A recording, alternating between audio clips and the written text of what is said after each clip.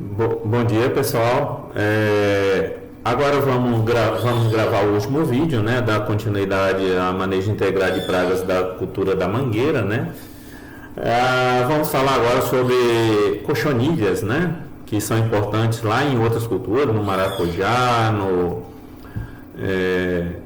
na cultura dos citros e também extremamente importante na cultura da manga, né? Temos que ter muito cuidado para não deixá-las de lado, né, já que são consideradas pragas secundárias, mas pode se tornar importante quando a gente não adota medidas no momento correto para que a população não cresça, né?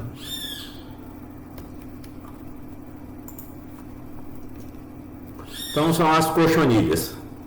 São várias, né? Nós vamos ter aqui, vamos falar de várias, algumas com certeza vocês já viram, vocês conhecem, tá? Então vamos lá, distribuição. Então nós temos aqui Aulacaspis tuberculares, depois nós vamos ver quem que é cada uma delas.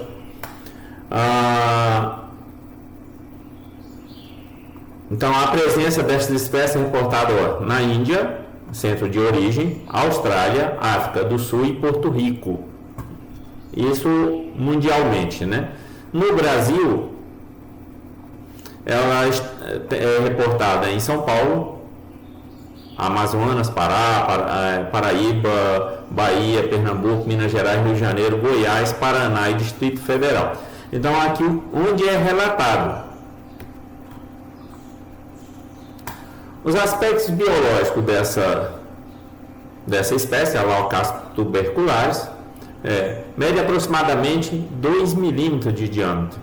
2 milímetros de diâmetro. Então, você imagina, bem pequena. Cada fêmea coloca aproximadamente 50 ovos. Então, aqui está. Ela também é conhecida no meio como cochonilha escama farinha. Então, você vê ela com muita frequência em citros. Se olhar, às vezes o tronco fica cheio, lotado de cochonilha. O tronco fica branquinho, como se você tivesse passado cal, por exemplo. Então, é um problema sério. Então, aqui o sintoma em manga. Se você olhar aqui, na face inferior da folha, você vai ver pequenas, né? Você vai ver manchas aqui de cochonilha. Então, ela faz o que? Ela vai aumentando a colônia, vai aumentando essa mancha, porque elas vão sugando seiva e injetando toxina. E a população fica muito grande. Em folha, não chega a lotar totalmente a folha já cai. No fruto faz isso também. Você vê as manchas onde ela se alimenta, porque tem injeção de toxina. Isso afeta o desenvolvimento do fruto. Tá? Quando ocorre em ramos, que não é o problema maior em relação à cultura da manga. Em citros, ela ocorre muito no tronco. E é muito difícil de você controlar. Então, aqui mostrando uma foto mais próxima, aqui é a cochonilha, tá? Propriamente dita. Ela é mais ou menos um formato elíptico. E quando ela vai se desenvolvendo, na verdade aqui é cera, toda essa estrutura branca, a cochonilha é só um pedacinho aqui, o restante é cera. Ou seja, ela vai liberando cera, ela tem uma glândula de cera, vai liberando e formando essa estrutura. Ela fica como se fosse comprida, mas na verdade a cochonilha é só isso. Aqui mostrando, né, a cochonilha foi retirada a cera só para a gente ver como é que ela fica. Então ela tem esse formato rosada, ela não é branca. Tem coloração rosa, a cochonilha, né? Claro que a cera é branca. O macho mede 1,1 milímetro de comprimento, é alongado. No caso da fêmea, ela é elíptica, tá? E no caso do macho, ele é alongado. Nós temos também a cochonilha Pseudoadonidia triboliformis, né? A fêmea tem 3 a 4 milímetros de diâmetro, então é maior que a Aulacaspis tuberculares, ou escama farinha. É oval ou circular, acinzentada e com parte ventral amarelo claro, né? Ela é acinzentada, você olhando de cima. O macho é sempre menor que a fêmea. é alongado e mais achatado. Então o macho ele é sempre mais alongado que a fêmea. E a característica é essa aqui, ó. Então você vai olhar na face, na verdade aqui nós temos na face superior da folha ao longo da nevura principal, onde tem a maior concentração. É claro, quando aumenta a população, ela distribui por toda a folha. Outra cochonilha se chama Pseudococcus adonidum. E ela tem o quê? O corpo recoberto por uma secreção branca, pulverulenta, formando expansões laterais. Então é um pouco diferente da outra. Elas são vivíparas, ou seja, não coloca ovo, elas já colocam as cochonilhas já desenvolvidas, né? Já vamos dizer assim, a ninfa pronta para começar a se alimentar. As outras colocam ovos, essa aqui coloca as ninfas já. E cada fêmea coloca em torno de 200 ninfas em período de 12 a 20 dias. Num período de 12 a 20 dias ela pare em 200 ninfas. Então, uma quantidade muito grande. E aqui é a característica dela. Então, ela tem essa característica aqui, ela fica com essa estrutura branca de forma irregular, dando uma característica irregular. E ela tem uma preferência pelo pedúnculo dos frutos. Então, se olhar uma boa parte dessas estruturas brancas aqui, é cochonilha e outra é somente cera, que caiu aí sobre o fruto, né? O macho é alongado e mais achatado também.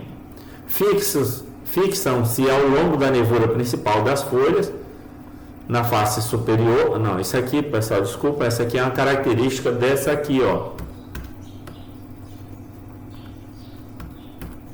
Ficou no lugar errado, tá? Da Pseudodonidia triboliforme, tá? Tá no ponto errado. Isso aqui é característica de lá, né? Que é o fixa ao longo da nevura principal, né? Na parte superior. Tá? Então, isso aqui, só um minutinho, eu vou remover daqui. Então, voltando, pessoal, essa cochonilha, como eu já tinha falado, ela tem preferência pelo pedúnculo dos frutos, mas ela pode ocorrer em qualquer parte da mangueira, exceto o sistema radicular, né? Então ela tem, e a gente vai ver que ela tem, tá? Seu corpo adquire a forma assimétrica, ou seja, devido à cera, ela é jogada de forma irregular, então o corpo não tem um formato bem simétrico, ou seja, um lado é igual ao outro, então ela é toda irregular. Só não são encontrados nas raízes, como a gente já tinha comentado. Nos frutos, localiza-se no pedúnculo, onde ela tem preferência por atacar. E, claro, essa preferência é devido à grande quantidade de nutrientes que é translocado para desenvolvimento do fruto. Então, para ela é super interessante.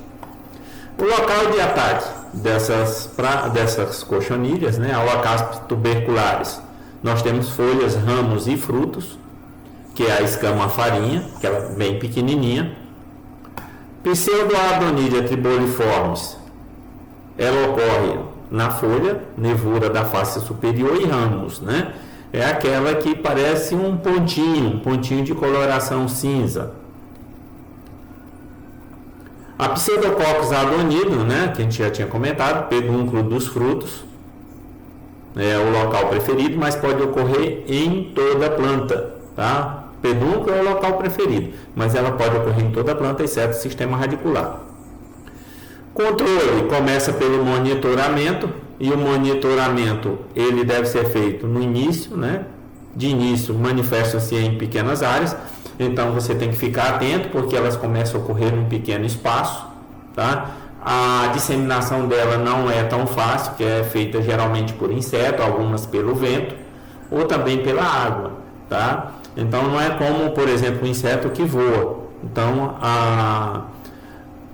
a disseminação é um pouco mais difícil. Se você estiver atento, localizar o ponto, você pode fazer o controle, que a gente chama de controle localizado. Ou seja, não precisa eu aplicar em área total e simplesmente naquele local onde está tendo ocorrência.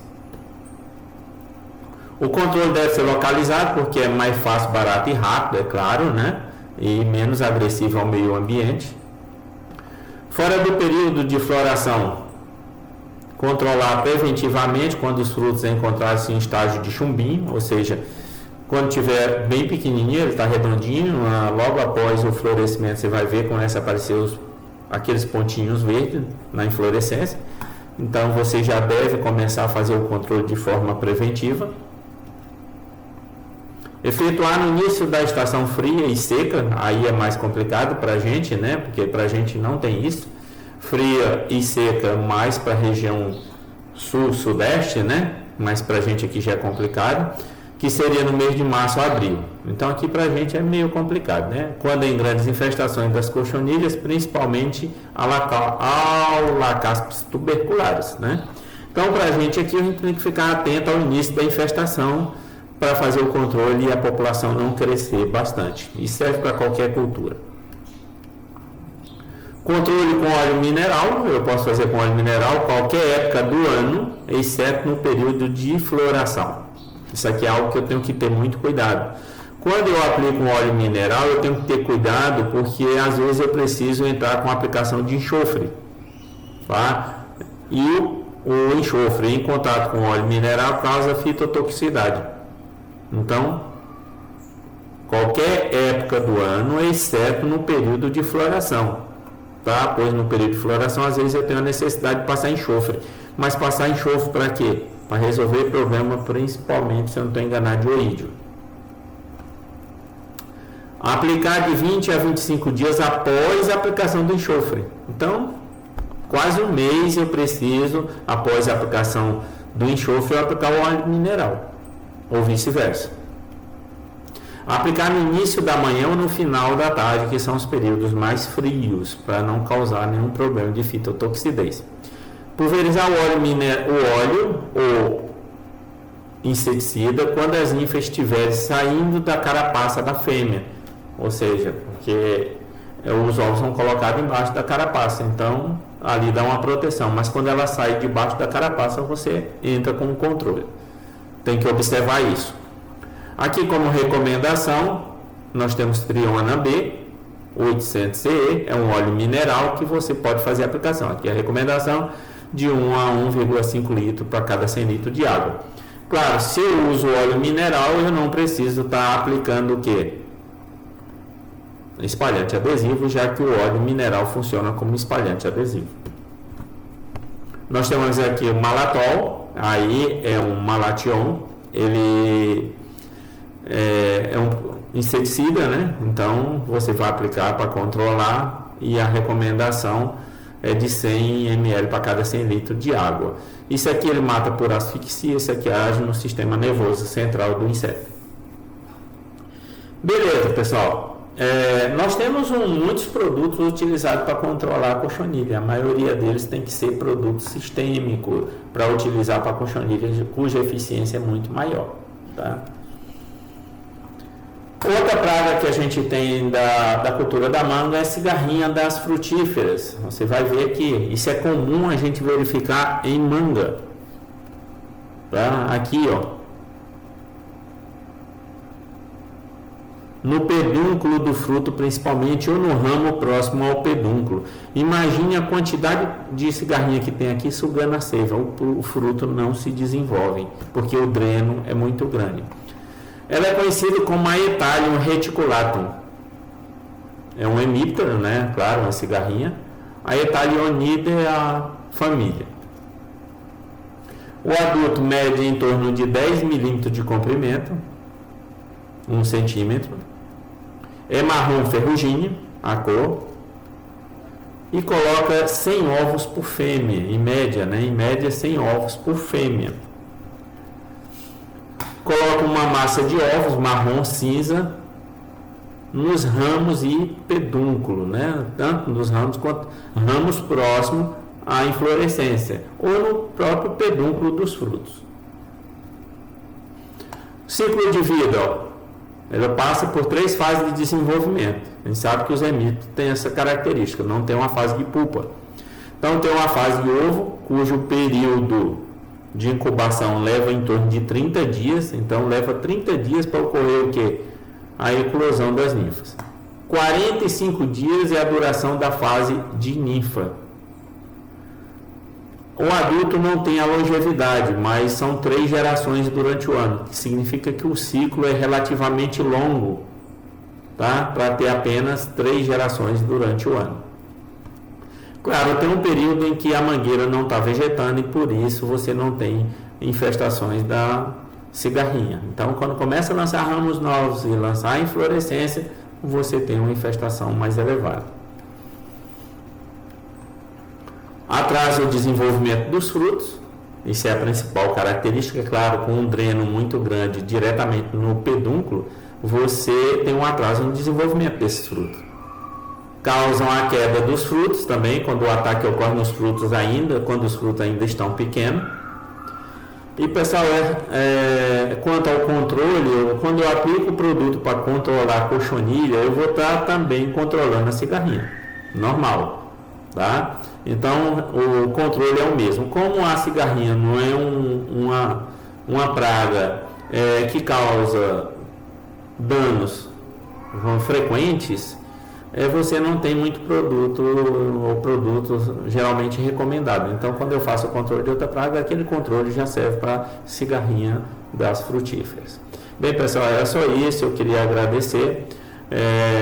Tenham todos um bom dia e até as culturas, né, da próxima avaliação, na próxima sim, da última avaliação.